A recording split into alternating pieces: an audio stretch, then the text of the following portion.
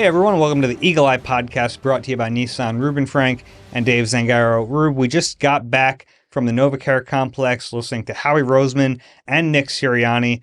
Let's not waste any time. Let's just get into it. What was your biggest takeaway?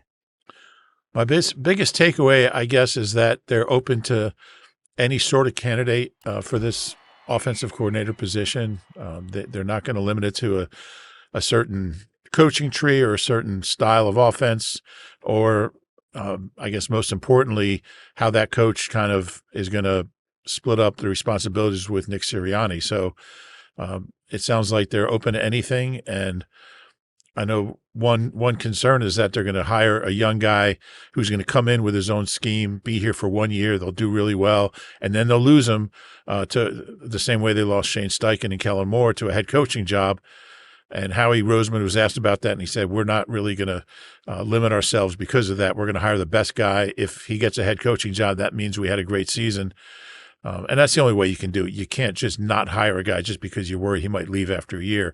But when you have autonomy between the head coach and the coordinator, that's a possibility. Yeah, totally. So there was a lot. It was a lengthy press conference, a lot of questions. Some of them sidestepped skillfully by both the GM and the head coach. A little word salad in there, some filibustering at times. But I think the main takeaways I had were similar to the ones you had. And I think so many of the questions are yet to be answered because we don't know who they're going to hire. And I really do think that the name we end up hearing is going to dictate a lot of the roles, a lot of the coaching staff around that offensive coordinator. And it's really tough to know until we know who that person is. Yeah, and if you bring in a former head coach and he does well, he's going to be a candidate in the next coaching cycle. There's no way around that. He's an experienced guy. He had a really good year running this offense after a bad year in 25. That guy's immediately going to be a candidate, and it's something you're just going to have to navigate around. And if you have to hire another guy after the 26 season, so be it. Yeah, as far as that goes, that's really just a byproduct of the system they have in place right now. I don't think it's ideal, right? And it's like, I know they value things that Nick Sirianni brings to the table, but to me, this is a really big negative that he doesn't control one side of the football at times. Like they can view it as a positive that they believe in his culture, that they believe in him teaching fundamentals, and they want his messaging going through to the players. All that's great, but there's a definite downside to not being able to have any stability at that spot. Yeah, and one of the other writers suggested, I think when we were walking that auditorium, like say you hire Mike McDaniel and they have a number 3 offense in the league, win 12 games, win a couple games in the playoffs, go to the NFC Championship game, and it's his offense and there's complete autonomy with Nick. Are you going to keep Nick and lose Mike McDaniel after the season? And the thinking that at that point you do everything you can to keep the offensive coordinator and you promote him to head coach. I just can't see Jeff Lurie firing Nick Sirianni after what would be 6 straight playoff seasons and a 12-win season. I just don't see that happening. I think they're going to lose the guy if that's the case. Yeah, and obviously they won the Super Bowl in 24, so it's a little different, but we have proof of this. This has already happened. We're in a cycle now. I don't know how tenable this cycle is going to be long term. I think that ideally you wish you could find a Vic Fangio, a guy who's cutting edge and also probably not going to get a coaching job. I don't think that guy exists. I just don't. So you're just now stuck in this cycle. And I guess to them, at least for now, the positives of Nick Sirianni, whether it's the culture or the messaging, whatever it is, they obviously still feel that outweighs the negative. And to me, the biggest negative right now is that you end up in this cycle where you have a new offensive coordinator every year, and you either get rid of him because it wasn't good enough, or you lose him because it was really good. Yeah, and every offensive coordinator they've had has either been fired or gotten a head coaching job. And I think it's a lot more you talk about like trying to find a Vic Fangio on offense. Just think offensive coaches are more in demand for head coaching jobs. And I think that's why it's kind of easier to find. And look, Vic's not probably because of his age isn't going to be considered for head coaching jobs at this point, but I just think if you have an offensive coach that has success, you're much more likely to lose him to a head coaching job than a defensive coach who has success. And there are some certainly defensive coaches get head coaching jobs, but I would guess over the last 10 years, it's been more like 70% offensive coaches. Sure. And it's definitely a flaw in the CEO coach model, right? Yeah. Like you're losing these guys. Whereas like, John Harbaugh goes to the Giants and it looks like he's bringing Todd Monken with him. That dynamic seems to work. Nick Sirianni doesn't have a Todd Monken. No, I'm sure he'd like one, but yeah. I don't know if that guy does exist, and I'm sure if he does, they'll bring him in for an interview. Yeah, and Nick was asked about his involvement in the offense, and that's kind of what we're talking about earlier. Is that it's so dependent on who they hire. If it's Mike McDaniel, or if it's Kevin Stefanski or Brian Daboll, like one of these guys who's a former head coach who's done this at a high level, they'll listen to Nick, I'm sure, but they're going to want to run what they want to run, and they're probably going to want some of their own coaches too. It's a little different than Kellen Moore, who was, a hot candidate at one point, but he had never been a head coach. Or the hot candidates this year who are experienced have been head coaches before. Yeah, and I think that's something, and they were asked about that. Nick was asked about that, about a new coach bringing in his own guys, which they'll generally want to do. And he kind of talked around it. He said it's hard to answer that without knowing who the guy is. Guy could come in and say, "I want my own O-line coach." And Jeff Stoutland's been one of the best coaches we've ever seen, assistant coaches. And you have other guys who've been here a long time. Jason Michael, and you feel pretty good about Jamal Singleton, and Aaron Moorhead's been here since I think Doug's last year, I believe. So those are some good coaches, but they probably won't be here. Not all of them. Yeah, I don't know. Kellen Moore only brought in one position coach. That was Doug Nussmeier. I would think down in New Orleans. Yeah, I mean, I would think that's one position where we might see a change. We'll have to obviously wait and see who the coach is, but yeah, there's going to continue to be turnover as long as this is the setup. And I wonder, like, if they keep being successful under Nick and this setup, they're going to keep doing it. But I think that the first time that there's a bad season, he's gone.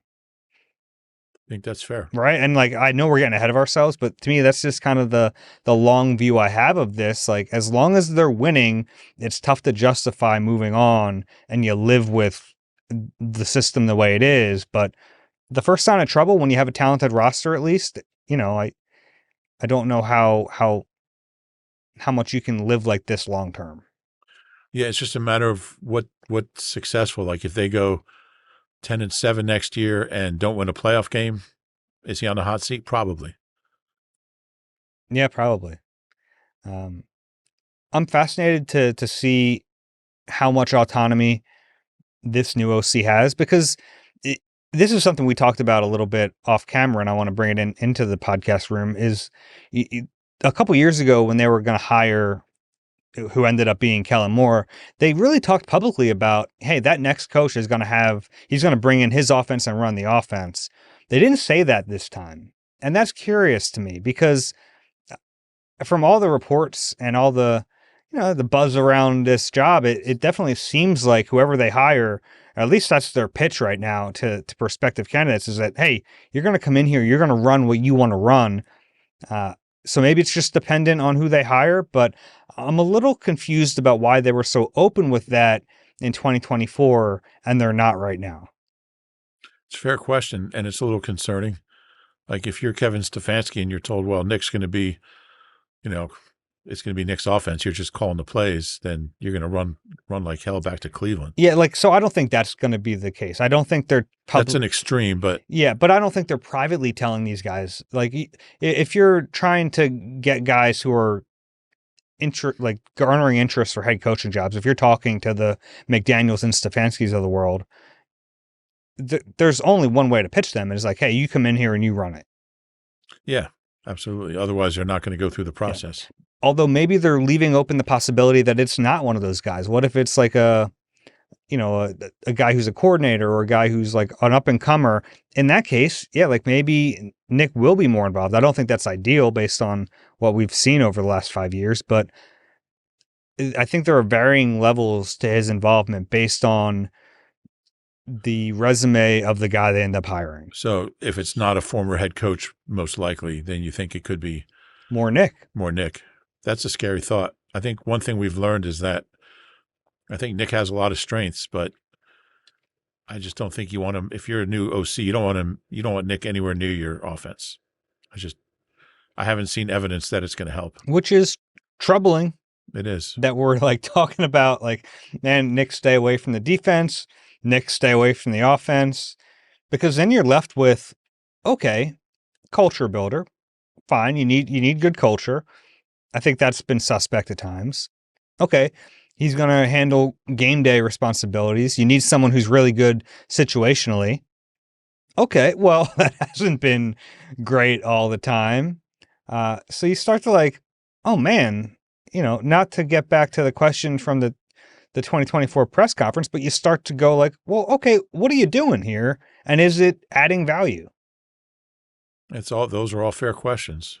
And yeah. And to be clear, I don't think it's like he's doing nothing. I think he does add value, but it's like, is it enough to be in the head coaching position? As long as they're winning, the answer is yes. I guess, but is it, and I hate this argument sometimes. It's like, because he deserves credit. He's won a lot of games. Like, that doesn't happen by mistake. And I don't want to say that they've won in spite of him, but like, is there a chance that a different coach would get similar results out of this talent? I think that's a fair question to ask. Yeah, I mean, he's had more success than almost anyone who's ever coached. So I don't know if that's the case. I think the things that he's good at are really important things. And I agree with that. And that's why it's a tough conversation to have, because the things that he's good at aren't as tangible. You know what I mean? Like, we can see a good offensive scheme. We can see a good play caller. That shows up in the tape every single week. It's tougher to see, coaching ball security or, building a culture in a locker room. Like, those things are tougher to see. And it's tougher to really gauge the effectiveness of a head coach because of that. Yeah, and I think the overall record over 5 years is a pretty good sign of that. You look at the product on the field, and just I think the buy-in among players. You look at that, and those are important things, and he's good at that. He's just not an offensive genius. Yeah, I think that's fair. I don't think anyone's confusing him for that right now, but it's fascinating. Like, obviously, most of the questions at this press conference were about that offensive coordinator position. I thought you asked a good question to lead off the presser. You got in there quick. We were joking about it. I was expecting some sort of an opening statement from Howie Roseman. He seems to do that at most of his pressers, but they sat down and he said, "Okay, go ahead." And I wasn't prepared. I was ready for a statement there. Yeah, there was a little dead air, so I just jumped in, and I asked Nick. Obviously there were problems as the year went on. Why didn't you consider making this change earlier during the season?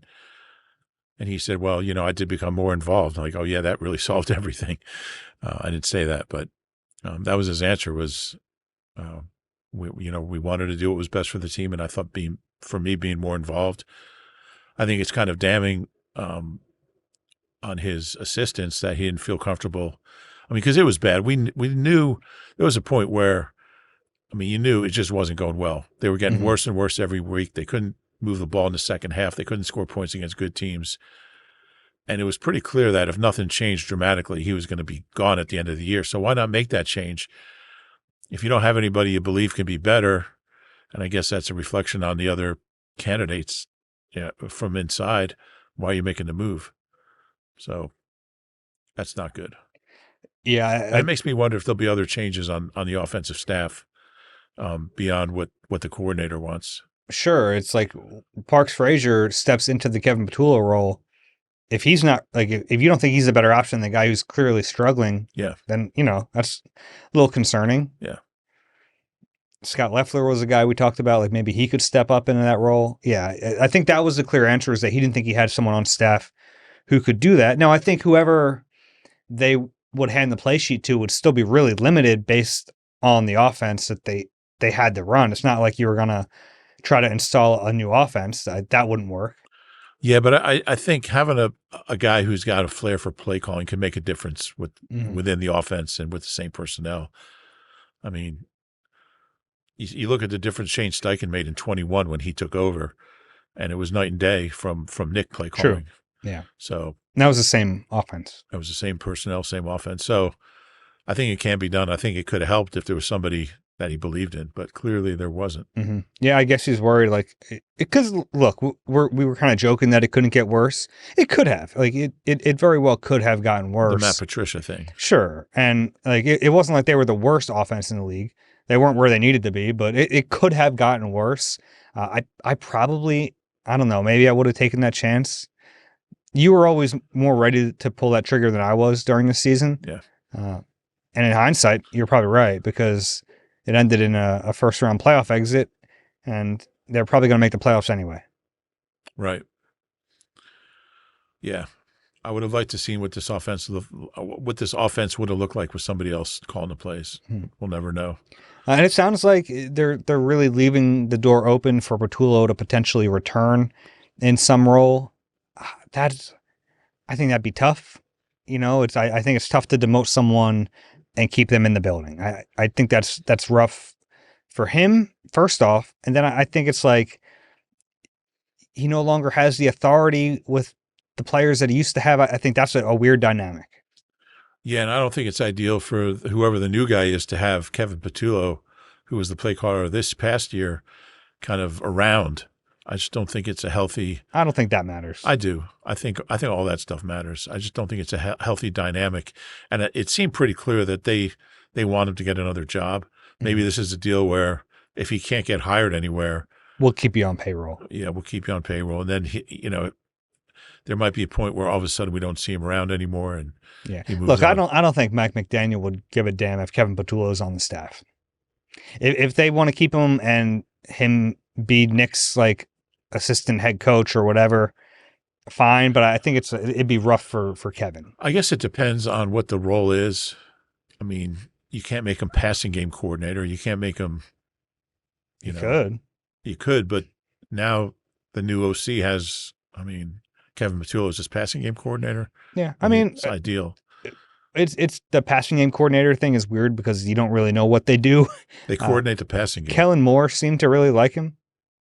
Yeah. That could be a landing spot for him in New Orleans. But I think it's also possible, like, he was a bad offensive coordinator.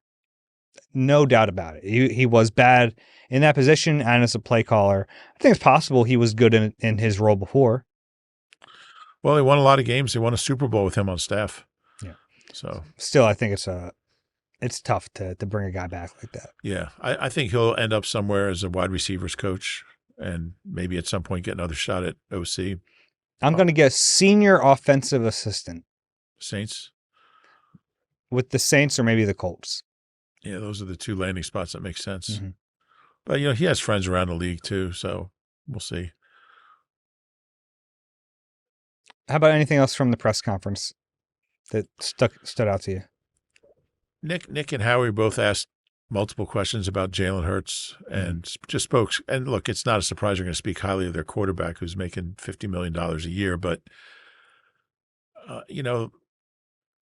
and they said everybody had a role in our issues. But, Nick kept referring to how much success we've had with him and how many different things he can do, which he chose not to do some of them this year. And just how many games he's won and Super Bowl. And so,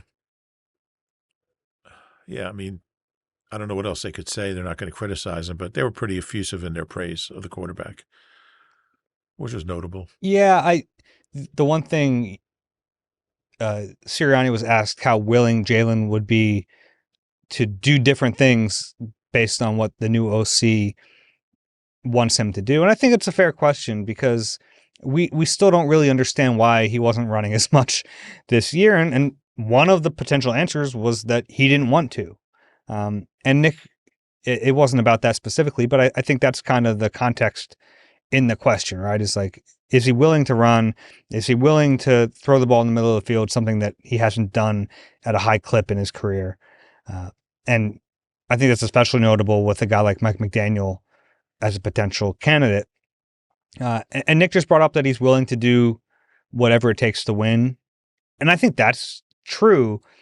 Like, Jalen wants to win more than anyone I've ever met in my life. I believe that. But he said it. He wants it to look it's going to look how Jalen Hurts wants it to look, because he thinks he knows what it takes to get the most out of him.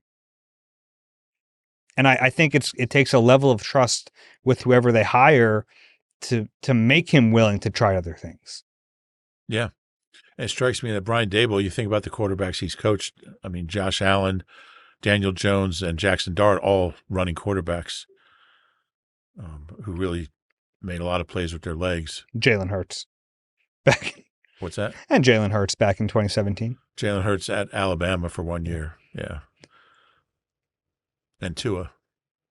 Coach Tua. But I just don't think this offense, whoever the coordinator is, I wrote about this today, I don't think it maxes out without Jalen using his legs. It's just, it can't be elite. I mean, that's the difference maker, is Jalen making plays on the run. I believe. Okay. A little plug for my story there. That was a good plug. Howie Roseman was asked about A.J. Brown. Would he be open to trading him? Didn't say no. Basically reiterated what he said after the trade deadline, that he's a great player. We try to get great players here. So we'll see. Yeah, we're not. I think what he said last time was, we're not in the business of trading good players. He wasn't as eloquent about it this time. He just kind of gave the condensed version, but referred to his answer back in October. Yeah. November, I guess it would have been. Yeah. What do you think happens there? Any idea yet? With A.J. Brown? I think if it wasn't for the cap issues, Howie would be a lot more open to trading him. But he's worked around those things before. My gut feeling is he won't be here. I just don't know how you make it work with him. He's a great player. But, I mean, the way it ended, it was a disaster. I mean, that's the worst performance I remember in a playoff game by, like, a good player. And, yeah, I don't know. I don't think he can keep him. And then the sideline stuff with the coach, it just never seemed like he was committed to being an Eagle this year. It just didn't seem like his heart was in it. Not for one single minute. That's a lyric from the old 97s. But what do you think? Yeah, if I had to guess right now, I'd say no. But I think it would benefit him to just take a step back. I think it would benefit the team to let him take that step back. See who the offensive coordinator is. See if you can get that offensive coordinator in a room with A.J. Brown and Jalen Hurts and talk about a vision for the offense, and see if you can't rally this back, because I do think they're a better team with him than without him. Sure. Duh. But yeah, I'd first try to see if it's worth salvaging, if you can salvage it. Yeah, and if you're coming in as OC, I mean, that's probably priority number 2. First thing you want to do is talk to Jalen. And then you want to talk to AJ. How can we make this work? So, I mean, if I'm a new OC, I want AJ here, and I want the AJ that we saw the last 3 years, and not the guy we saw in the 49ers game. That was the AJ Brown thing. You asked Howie about, and I thought it was an interesting answer, because you asked him about free agency coming up. Last year, they had to basically just sit by and let a lot of good players walk out the door. You asked him if that's going to be the case this year. You have to go through his answer to really understand what he said. But what was your takeaway? Yeah, he basically talked about the way the roster has been constructed, that it kind of has to flip now. And we've known this for a long time, that, you know, he was pretty proud of their hit rate. in the first few rounds of the draft. And most of those hits have been on defense. So I think he spoke to the changing roster construction that basically they paid a lot of money on offense. They've drafted well on defense, but now it's getting to be time to pay some of those defensive players. So I think there has to be a natural balancing act that takes place starting this offseason, because you have defensive players that you have to start paying big money to. Yeah. Yeah. So big money. And that's why, I mean, you look at the guys he lost this offseason, and I expect it to be kind of similar this year. I think there'll be players that they want to keep that they can't keep. Mm-hmm. Anything else from the press conference that we missed? You can't have 22 guys making $20 million a year. Yeah, that's not how it works. Yeah. I think that's about it. He was asked if Lane Johnson's coming back. We got a sidestep there. That's for Lane to talk about. Mm-hmm. He was asked if the injury situation on the offensive line, not if it's fixable, but if those guys get healthy, can they get back to that level? I don't think anyone really knows that answer, so they didn't have an answer for that one either. It's a good question, but there's no way to answer it now. Mm-hmm. Yeah. You got to see, it's a big deal, though, certainly. Yeah. Howie did talk up Nick's contributions. He made a special effort to talk up Nick, which I think from the organization's perspective you need right now, because we're kind of back in that 2024 question, what do you do here? So he did bring up some of the things he thinks Nick is good at. Yeah, he brought that up without being asked. It's funny to watch Nick while Howie's sitting there talking about how great he is. Nick just kind of sits there looking at him. A little awkward. A little bit. Okay, let's talk about a couple of these candidates, because it was reported that two names at the top of the list are Mike McDaniel and Brian Daboll, which are names that make sense. They're names that we've talked about already. They're on all the lists you read. They're on my list if you read it, because I think they make a lot of sense, and not surprising to hear that those two names might be at the top of their list. Yeah, a lot of the speculation has been around those two guys, and they both make sense. Nick and Brian Daboll coached together with the Chiefs in 2012. They've got a good relationship. Nick talked about him, spoke highly of him every time that the Eagles played the Giants, except the last time because he wasn't there. No, I guess he still was. Yeah, I guess he still was. But, yeah, I think from that standpoint, Daboll's a guy that's, and you have to kind of remove yourself from thinking about these guys as head coaches, because that's not what they're interviewing for. And Daboll he had the 1 year where they won a playoff game in Minnesota, but other than that, he's not a good head coach. I think he was 20, 40, and 1. And McDaniel, their offense just got worse and worse every year. They were remember that 1 year they were scoring like 50 points a game. And I think they played the Eagles and they held them like 13, and they never really recovered. But I think he's a good offensive mind, and he's an interesting guy. He's kind of a free thinker. I don't know how to, I'm not sure how he works in the locker room. I think Daboll works a lot better. Do you? Yeah. Oh. Yeah. I don't know either one of them personally. Okay. But some of the things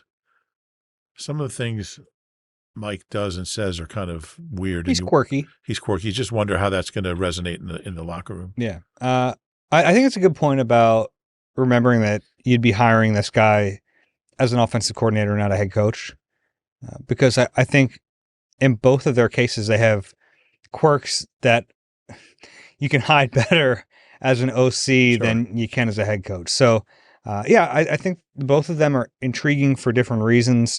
Obviously, Daboll has the history with Jalen Hurts, which, look, could be good. Sometimes I think we get in the Brian Johnson thing. Yeah, well, no, it's no, I'm not thinking about that at all. I'm saying sometimes we think that because one guy worked with a guy in their past that they must have a great relationship and that it's a positive. Not always the case, right? Daboll was the OC when Jalen got benched at Alabama. So I don't know what their relationship is like. And now I think it helps to have the familiarity from a coaching standpoint. Like he knows the player a little bit, but Jalen's also a very different player now than he was in 2017. Yeah. Yeah, that's true. Uh, I do think and I thought you were making the comparison that, Jalen had a relationship with Brian Johnson go back to when he was in high school. And just the familiarity there didn't pay off, didn't turn into anything positive. So yeah, those connections, you never know. But I know Nick and Brian are fairly close. Saquon's also very close to Dable. Mm-hmm. I think Saquon said he called him before his first game as an Eagle, which I guess was down in Brazil, and wished him luck, which is kind of interesting. Oh, an international call. So he was willing to shell out some money. Yeah, he did. I think he had that. He didn't call Saquon collect? Can you still call collect? I don't know. Is that still a thing? Probably not. Would Saquon have answered if he got a collect call from Brian Daboll? I say yes. He would answer? Yeah. If it was after that contract that he signed. It's fair. Yeah, he had the money Yeah. to accept it. We need to look that up if you can still call collect. Do you think they'd lock Brian Daboll in the press box during games? Because can you imagine having him and Nick Sirianni on the sideline together? That's Dom would have to clone himself. Yeah, it's an interesting. They're both kind of hotheads. Kind of Hotheads. They are hotheads. Be headsets flying everywhere. There were clipboards all over the place. I do think he's a good offensive coach, though. Yeah, and look, I think the same thing about Mike McDaniel, who to me is even more intriguing, if I'm honest with you. And I know that people are going to say like it might not be a great scheme fit because of the middle of the field throws, which is, but I think that was more of a product. Like McDaniel ran an offense that he thought his quarterback down there in Miami could run. I think that he's a brilliant enough offensive mind that he would look at the pieces here and figure out something that works. And you have the background with that Shanahan system. He comes from that world, and I think that world is really valuable. Yeah, and I think Jeff Lurie has an affinity for the Shanahan system, and I think that might be a factor there.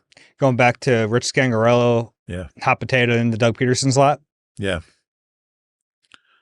I think that could be a factor. Out of those two, which one, take away all the other circumstances, which one would you rather hire if you're the Eagles?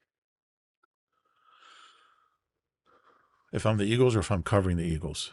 If you are the Eagles, you want the best for the organization. I'll go Daboll. See, I'll go McDaniel there. Yeah. I mean, there's no way to know, but I really like what Daboll did in Buffalo. And I mean, a long time ago. You look at Josh Allen before he got there, and he was kind of like a raw, mistake-prone guy. And I think he was MVP runner-up in his first full year with Daboll. Yeah. First full year as a starter. Doesn't look like Daboll took the secret sauce with him, though. No, but I mean, all these guys are available because Stefanski. None of them had success as head coaches, sustained success at least. So you're not going to get a guy who had the secret sauce as a head coach. Sure, my point was that Josh Allen's been pretty good since Daboll left. He has, yeah. And then the other thing is, like, you look at Daniel Jones' success with Steichen, and why wasn't Daboll able to get anything more out of him? He was kind of seen as a loser, and he was playing great before he got hurt. Mm-hmm. That just speaks to how great Shane Steichen is. He's really good at this offensive football stuff. Mike McDaniel to me is fascinating, especially in an offensive coordinator role. I don't know about a head coach role, but as the OC, now he's going to have other offers, I would imagine. He's been interviewing for head coaching jobs. The Lions are interested in him for an OC job, and that's a really attractive position too. So, not surprising that those two guys have kind of been at the top of the list so far. Yeah, I would guess we'll hear more candidates and some interview info in the next day or two. I did want to bring this up. Michael Clay interviewed with the Tampa Bay Bucks for their special teams coordinator position. Apparently, Clay is not under contract for next season. So that's why the Eagles allowed him to interview. I'm a little surprised. I think it kind of signals that the Eagles might be willing to move on from him. I think he's been pretty good. Yeah, I do too. And they've had some issues. I mean, I don't think you can't, like, he doesn't coach the kickers. Tyler Brown does. And obviously Jake Elliott was the biggest issue on special teams this year. So they haven't been great since he's been here, but I don't think they've been bad. I got a hell of a punter. And cover teams were good this year. They didn't have a ton of big returns. Covey obviously picked things up when he started returning, which should have happened earlier. But yeah, it's a little surprising. He's been here since 21. He was here in 14 under Chip. He played for Chip at Oregon. He was a linebacker back in the day. I think he graduated from Oregon in 13, and he was here in 14. But yeah, interesting. And then the other Eagles coach we should mention, Christian Parker, a request from the Cowboys to interview him for their defensive coordinator job. That would be a big loss. Yeah, those guys love him. Cooper and Q love him. I think he's a terrific coach. We've kind of known he was going to be a hot candidate. He's so good and has been since he got here. So, yeah, not a shock. He'll be a DC. If it's not there this year, he'll be a DC soon. Yeah, I think the Eagles have probably been holding out hope that people wouldn't realize how good he was and they could hold on to him until it was time for Vic to retire. Then you have your succession plan kind of in place, but I don't think the timelines are going to line up there. Yeah, and you don't want to lose Vic either. So you want Vic to come back. But it would be great if he still had CP, but I don't think they will. Yeah, I mean, Christian Parker's 34. Everywhere he's gone, he's helped mold a player into a top-notch, all-pro type of player. He had Jair Alexander in Green Bay. He had Patrick Surtain in Denver. And now he has two guys here in Quinyon Mitchell and Cooper DeJean. That's a pretty impressive resume for a guy who hasn't been doing this an awful long time. Yeah. Had a great chat with him at the Super Bowl last year in New Orleans about Avonte Maddox, his favorite player ever. He's one of those coaches where you speak to him and he explains something to you and you go, oh, I get why you're a good teacher of this. Yeah. He makes it very digestible. Yeah, we didn't get many chances to talk to him. Obviously, at the Super Bowl, you can talk to the assistant coaches. Eagles aren't in the habit of making them available to us. I spoke to him earlier this season. Did you? Mm-hmm. Yeah, for my Quinyon Mitchell story. Okay. Fascinating guy, and he really tailors his coaching style, teaching style to each player, and I think that really matters. Like he's been able to get the most out of these guys. Now you can say, well, why didn't he make this guy better? But that's with every coach in the league. I think the way you judge a position coach is like, are they maximizing their best players? Yeah, it's not like is there growth? You're not going to blame him for Jacorian Bennett against Washington. I talked to Cooper about Christian Parker on a locker cleanout day. He said, I would not be the same player I am without him, without his input and him teaching me and working with me. So Cooper's one of the best. Q said something similar. It was just a lot shorter. Not surprisingly. Yeah, that's not surprising. Let's take a break. And also, Jonathan Gannon, our old friend, is interviewing for the DC job with the Commanders. Yeah. And he interviewed with Dallas already? I think he did. Yeah. So good chance he'll be back in the division. We'll see how that goes. Let's take a break. When we come back, I want to get your take on the divisional round games, and we have a bunch of questions as well. You deserve a car that thrills you, a car that puts goosebumps on your goosebumps. At Nissan, we've got everything from turbocharged SUVs to 100% electric vehicles that'll make your heart beat faster. Experience the thrill for yourself and shop your local Nissan store and nissanusa.com today. Escape the cold and catch Phillies in Clearwater with NBC Sports Philadelphia and Philly Sports Trips. We're teaming up to bring fans the most unforgettable Phillies spring training experience yet. The trip includes Phillies game tickets, beachfront accommodations, round-trip travel, all-inclusive tailgates, and more. Plus appearances from Larry Boa, Charlie Manuel, and NBC Sports Philadelphia's own Ben Davis. Book your trip today at phillysportstrips.com. All right. We're back on the Eagle Eye Podcast, brought to you by Nissan, Reuben Frank, and Dave Zangaro. Rube, we have a little bit of time here. Divisional round games, the Eagles, of course, no longer in the mix, but I want to get your take on these games this weekend. Let's start with the NFC. The Seahawks get the host, the 49ers. What do you think is going to happen there? I think they'll do a little bit better than the Eagles did. I don't think it'll be 13-3 again, but I like the Seahawks in that game at home. I think they'll be able to take advantage of the 49ers' injuries and deficiencies a lot better than the Eagles did. Yeah, the Seahawks are -7. In the Wow. back of my mind is still that like Sam Darnold is gonna become Sam Darnold again, like he did last year. But yeah, I think the Seahawks are the better team. That's a really tough place to play. Yeah. And with the 49ers, like I give them a ton of credit. That was great coaching last week. They get the most out of that battered group, but at a certain point, those injuries have to catch up with them, right? Against a team that's able to take advantage of the situation. Yeah. Kyle Shanahan outcoached Nick so bad in that game. Totally agree. That's coaching, is like getting the most out of what you have, and that's what they did in that game. How about the other NFC game? Rams at the Bears. Rams are actually 3.5-point road favorites. Wow. And that's not an easy place to play either. It gets loud in there on the lake. It also gets foggy sometimes in playoff games. In that cold and windy too. That conference semifinal round. It looks like you're drinking cough medicine or something. I'm drinking kombucha. Okay. I like the Rams. That would be a wild move on my part. It would. If I was just sitting here drinking Dimetap. That's what it looked like from the bottle. It looked like a medicinal bottle. I like the Rams to go in there and win that game. I do too. You and I disagreed about this on Bird's Huddle earlier in the week. I think the Rams are the best team left. Yeah, I said Seattle. That'd be a heck of an NFC Championship game. Sure would. Yeah.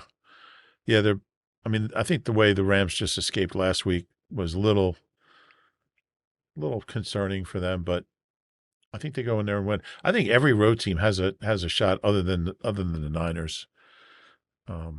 I mean, they have a shot, but I might even pick the other three road teams. Okay, interesting. Let's flip it over to the AFC. Bills at Broncos. Broncos 1.5-point favorites at home. Yeah, Bills are a little banged up, but I just think I just like the Bills. I like that team. I like their weapons. I like that they can throw it and run it. I think they're well coached. I think their quarterback just is a winner. That's a tough Broncos team. They got to go in. I just saw Jordan Poyer's out for the game, so they'll be missing him. I'm going Bills in that one. It's not a surprise to me that this is the smallest line. I don't think the Broncos are like an unbeatable 1 seed, but I felt that way all year, that they're just a little playing over their head. But they're well rested. They get the benefit of that 1 seed. The Bills are banged up.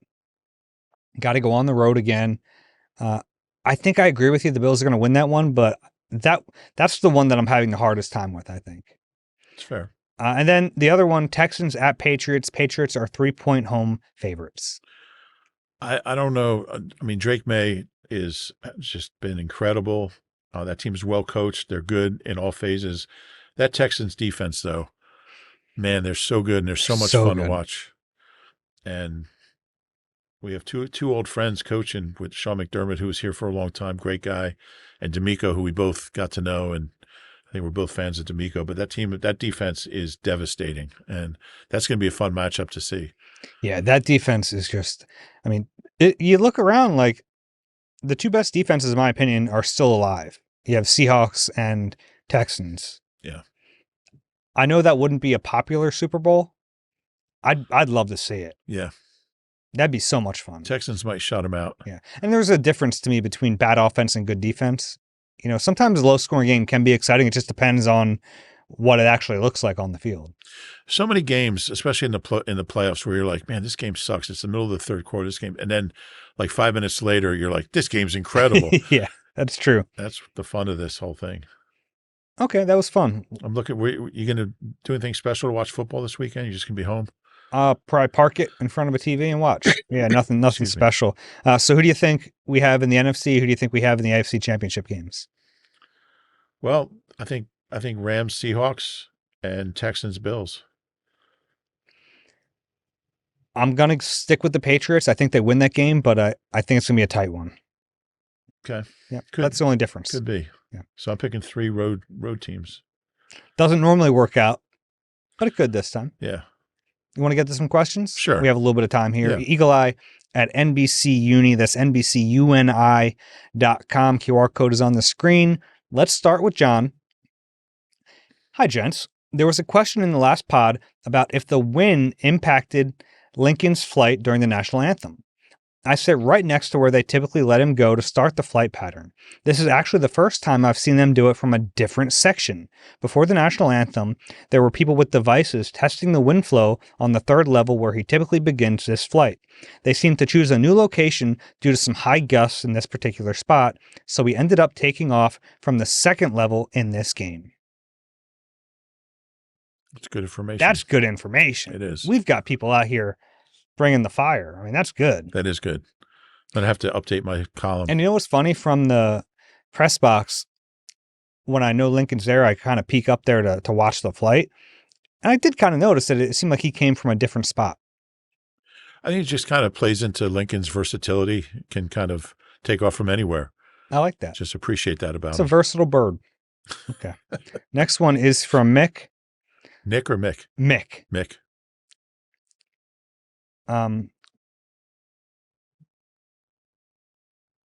Oh, this is interesting. I might have cut off some of this. Just make it up. I might have cut some of it off. I'm going to save it, though. Of all the candidates mentioned, it seems to me that Mike McDaniel might be the closest to that creative edge. Do both of you, or either of you, think that any of the other possible candidates have a higher potential to be great? Interesting. Yeah, I think there is that potential of greatness with him. I think he thinks out of the box. He's a creative play caller. But I think there's a few candidates that are in the same boat. Nate Scheelhaase is the one to me Certainly. that's like, I mean, that is super high ceiling. Yeah. Yeah, it's a good name. Yeah. He's someone that the Eagles actually interviewed him a few years ago when he was still at Iowa State, I believe, under Matt Campbell, who was a good buddy of Nick Sirianni. So maybe that was a favor at the time, but Union, right? Hmm? They played together at Mount Union. Yeah, like everyone else in the world. Matt Campbell and Jason Candle, Yeah, were with him as well, or they coached together at Mount Union at least. Okay, next one is from Sebastian. Hi, Dave and Rube. I've been reading your articles for NBC Sports Philadelphia since 2016 and have been an avid Eagle Eye listener since 2020. Thank you for all the hard work to keep us fans informed with the latest Eagles news. To my question, with the ongoing search for a new OC, reports say that the candidate will have total autonomy over the offense. If that's the case, why do the Eagles even bother keeping Nick around? Nick doesn't call the plays, he makes questionable decisions in-game and throughout the season, and gets carried by a talented roster. As Dave said on Tuesday's pod, I agree that Nick would not garner much, if any, interest from the league if he was made available this week. My concern is based on the recent trends that they will find a new OC who will bail out this offense and get plucked away by another team, leaving the Eagles right back in the same position they are today. Would love to hear your thoughts. Yeah, and we touched on this a little bit earlier. I think it's a little disingenuous to think that Nick has no relation to this team winning all the time and going to the playoffs 5 years in a row and winning a Super Bowl and getting to another one. I think he has a lot of strengths that we see. They're just not conventional head coach strengths. I mean, they're his ability to get that locker room to play hard, to practice hard, to buy in completely to him, and that's and to believe in his culture, and I just think that's valuable. I think that's real, and this team hasn't won all those games by accident. I mean, he's got the 5th best record in history. That doesn't just happen because you get carried by a good roster. There's been a lot of good rosters over the years. Only 4 other guys have won 70% of their games. Yeah. This is the best roster, though. Right? I mean, this is the rosters the last few years have been unbelievable. Sure. Yeah. Yeah. And as far look, I think he's done a good job here. I don't want to make it seem like he hasn't done a good job, but sometimes I start to question it a little bit. And like, if the value add from Nick Sirianni is worth everything that comes with it, I don't know. That's fair. Yeah. Next one is from Tomas. Hi, Dave. know it's Tomas and not Thomas. Is there like an accent over the O? There's some context clues, which Okay. I'm about to get to. Okay. Hi, Dave and Rube. I live in Spain and very much enjoy your podcast. There you go. And look forward to many more episodes. My question is, does Howie deserve a lot more of the blame for this disappointing season than he's getting? Some bullet points here. With Landon Dickerson and Cam Jurgens having offseason surgery and Tyler Steen still unproven, Howie let Becton leave. With Nakobe Dean injured, Howie let Oren Burks leave to force them to use a first-round pick on a linebacker. Howie drafted an they were not going to not draft a linebacker if Oren Burks was still here. But you go on. Yeah, you can combat these. Let me finish. Okay. Howie drafted an undersized safety, Andrew Makuba, who played okay, but has been injured when there was a much higher rated safety on the board, Xavier Watts, who had 5 interceptions and is now on PFF's all-rookie team. Other than Campbell and Makuba, no other draft picks played meaningful snaps. This looks to me to be a really bad draft. I know the hiring of KP is a big reason for this disappointing season, but it seems to me that after the Super Bowl, no one is allowed to criticize anything Howie does. Would love your thoughts on this. So now you can go back. I mean, yeah, so I think it was actually a fine move to let Becton leave in hindsight. I think Tyler Steen was okay. Now you can question, like, should they have been doing a better job replenishing offensive line in the draft? I think that's a fair criticism. And he's wanted to. He didn't want to reach for anybody. Mm-hmm. That's why he hasn't drafted a lineman. Yeah. He's gone into these drafts, the last couple, planning on it and hoping for it, but it just didn't line up. Yeah, I don't fault them for drafting Jahad Campbell. No. I think he's going to be a good player. Now, where are you on the limited impact they got from their rookies? Now, they would have gotten more. Makuba got hurt. That was bad luck. But they had 1 snap from a rookie in the playoff game. Yeah, I think the disappointing one was Ty Robinson. I kind of thought he'd have a bigger role. I thought he'd have a significant role, and we just never saw him in meaningful moments. And that was a 4th-round pick. That was a 4. You know what I mean? Yeah. So I think sometimes maybe this just happens with talented rosters. Like, because you look at it on an individual by individual basis, like typically you expect your high round picks to play. Jahad Campbell was a starter until Nakobe Dean came back and played at a higher level. And then Makuba was a starter until he got hurt. And played pretty well. Eventually. Yeah, eventually. Yeah. But he's a rookie. Yeah, so I'm not ready to write off the 2025 and the other thing is, draft class yet. Like if you're going to criticize them for drafting Ty Robinson, you got to give him credit for getting Byron Young off the scrap heap, who was ahead of him as a backup interior lineman. That's probably fair. You have to give them credit. I thought he did some good things second half of the season. Mm-hmm. So, yeah. Yeah. And look, I think the roster was still way better than they performed. Absolutely. So that's why it's not like Howie's completely off the hook. Could he have done better? Like, absolutely. And he was asked about his performance this year, and he basically said, yeah, if we're not winning the Super Bowl, I didn't do a good enough job. Yeah, I mean, I felt all year this was a championship caliber roster that was underachieving, and I still feel that way. I think he built a pretty darn good roster. I'm with you on that. From Brandon. Hey, guys, none of us were on the Titanic. You weren't on it, right, Rube? I was not on the Titanic, no. But I don't know if I've ever seen a team, certainly not an Eagles team, so committed to a coordinator that they watched the ship sink all season without making a change. As much as we blame Patullo, don't we have to blame Nick and Howie not seeing what every fan saw? We just wasted a season of our Super Bowl window, and for what? Loyalty? You cannot lead the league in 3 and outs and be a Super Bowl team. But my heart will go on, I guess. Go Birds, except you, Kevin. You just go.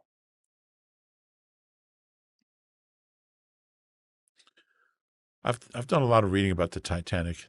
Have you? Such a fascinating story. It hit the iceberg on my birthday. Really? Yeah. Different year. Yeah. Or maybe it sank all the way. One of those two. That was my first question at the presser today was, why didn't you make a change? We could all see that things were not going well. I think I wrote it in, when did I wrote that, like November, that they got to move on from him. I think it was pretty obvious. I didn't really get a satisfactory answer. They didn't want to do that. I still think they should have. I don't know if it would have made a difference, but it couldn't have been any worse. And that was my reasoning for why you have to make a change midway through the season. It might not get better, but it can't be any worse than what we're seeing. Maybe it could have been, but I get the sentiment. Yeah, I don't know. I don't know how it could have been worse. I guess. Well, they weren't the worst offense in the league. I'm not saying this is the reason not to do it. I mean, but they were a lot closer to the bottom than the top. Sure. Next one is from Todd. What are your rankings for the top 5 most disappointing Eagles players this season? For me, Jalen is number 1 based on the ending to last year, the preseason hype, and his overall impact on the team.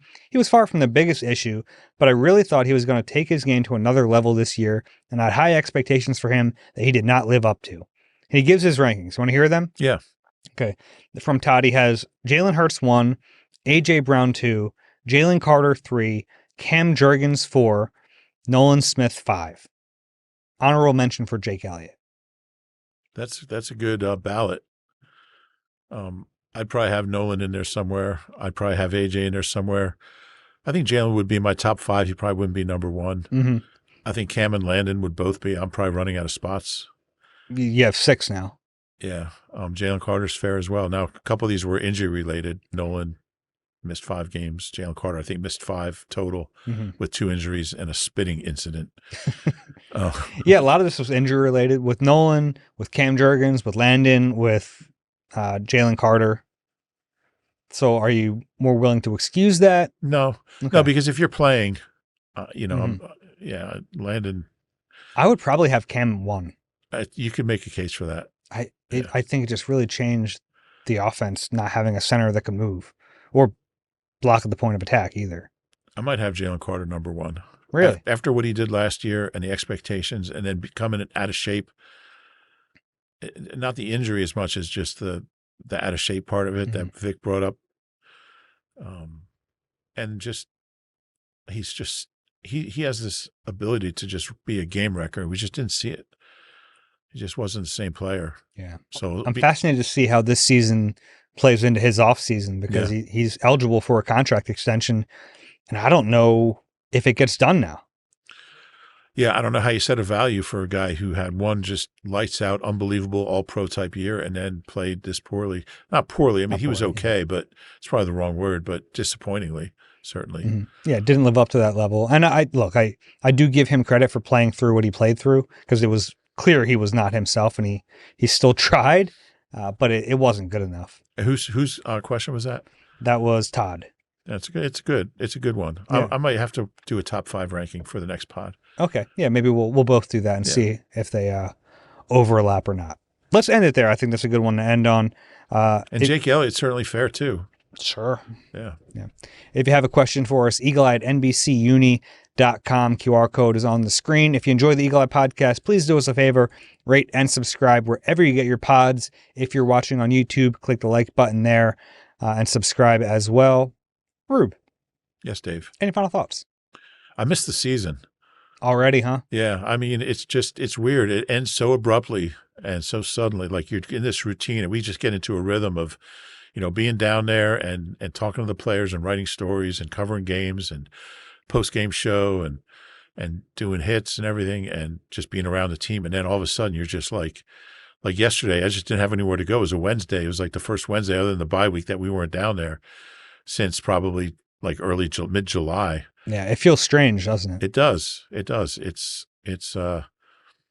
such an adjustment. And do you like having some more time off? Yeah, but I just miss the season. I just miss, especially after last year, which we had so much fun just, at the Super Bowl. And we've done 3 of these things, 3 Super Bowls now. So it's kind of like you go into the season thinking, all right, where is it? Where are we going to be? And are they good enough to get there? And you kind of, and there were certainly by the time the playoffs started, I didn't expect them to be in Santa Clara, but you get into the rhythm of covering Super Bowls and it's a fun thing to do. And it's just been a weird week. Maybe next year. Maybe. All right. For Reuben Frank, I'm Dave Zangaro. This has been Eagle Eye presented by Nissan. Enjoy the divisional round, everyone. I'm excited to watch some football this weekend. That's it for Eagle Eye. We'll talk to you next week.